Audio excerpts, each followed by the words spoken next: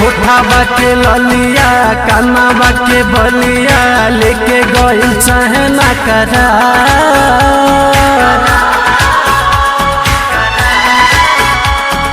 दिल से दिल में ना बना ऐसे तड़ पावना धड़केला दिलवा हमार। होठावा के ललिया कानावा के बलिया लेके गइल निंदिया हमार। दिल से दिल में ना बना ऐसे तड़ पावना धड़केला दिलवा हमार। धड़केला दिलवा हमार।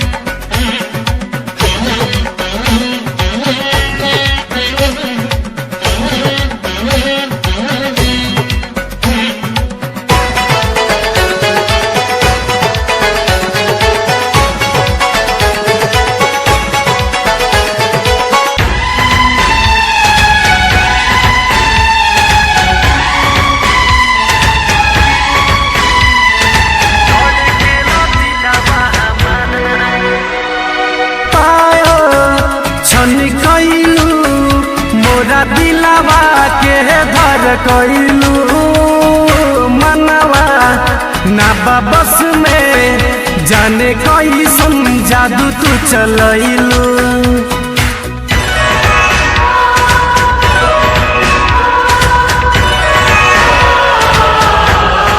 हो पायो छनी कइलू मोरा दिलवा के धर कइलू मनवा ना बस में जाने कैसन जादू तू चलैलू।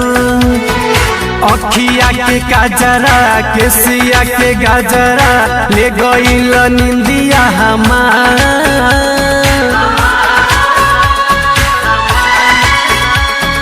दिल से दिल में ना बना ऐसे तड़ पावना धड़केला दिलवा हमार। होठावा के ललिया कानावा के बलिया लेके गइल निंदिया हमार।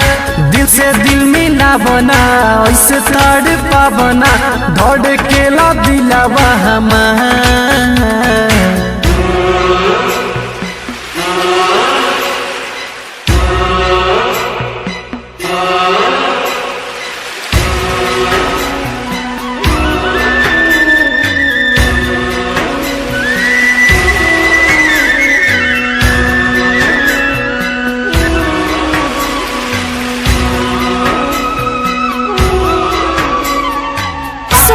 Recording studio Madhopur.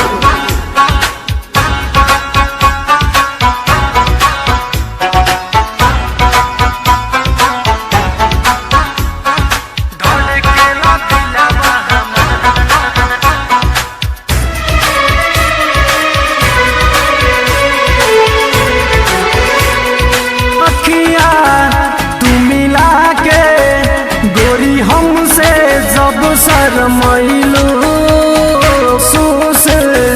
धन राज के बोला काहे तू तड़पैलू।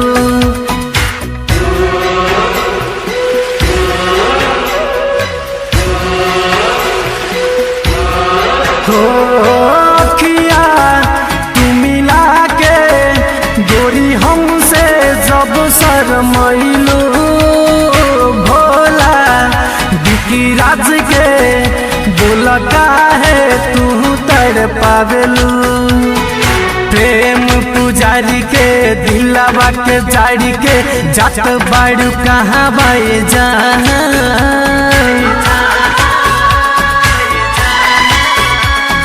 दिल से दिल में ना बना ऐसे तड़ पावना धड़केला दिलवा हमार। धड़केला दिलवा हमार। ओठाबा के ललिया कानाबा के बलिया लेके गइल निंदिया हमार। दिल से दिल मिला बना ऐसे तड़ पावना धड़ के ला दिलावा हमार, धड़ के ला दिलावा हमार।